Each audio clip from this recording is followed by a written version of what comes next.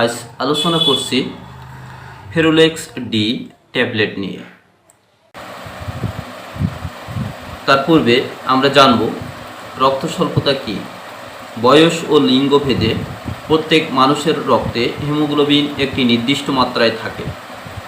সুস্থ দেহে প্রতি 100 মিলিলিটার রক্তে 15 গ্রাম হিমোগ্লোবিন থাকে।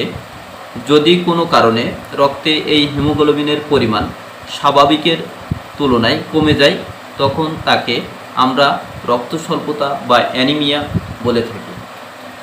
অসুস্থতায় এবং আর্থসামাজিক পরিপ্রেক্ষিতে আমাদের দেশে রক্ত স্বল্পতার রোগী, বিশেষ করে মহিলারা, স্বাভাবিকের তুলনায় বেশি দেখা যায়। রক্তের অন্যান্য উপাদানের মধ্যে হিমোগ্লোবিন একটি গুরুত্বপূর্ণ উপাদান। হিমোগ্লোবিনের কারণে রক্ত লাল দেখায়। রক্তে হিমোগ্লোবিনের কাজ কী সে সম্পর্কে জানব। ফ্রেন্ডস, মনোযোগ সহকারে দেখবে এবং শুনবে। হিমোগ্লোবিন দেহের বিভিন্ন আমিষ সংরক্ষণ করে।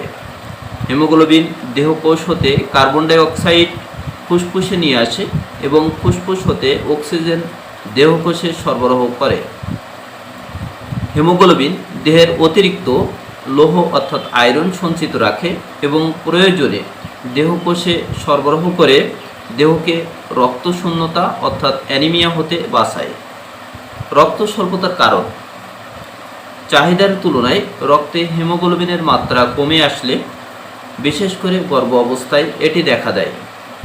অতিরিক্ত রক্তক্ষরণ হলে, লোহিত রক্তকণিকা কম উৎপাদন হলে, প্রয়োজনীয় পুষ্টি প্রধানত আয়রন ও ভিটামিনের অভাব হলে।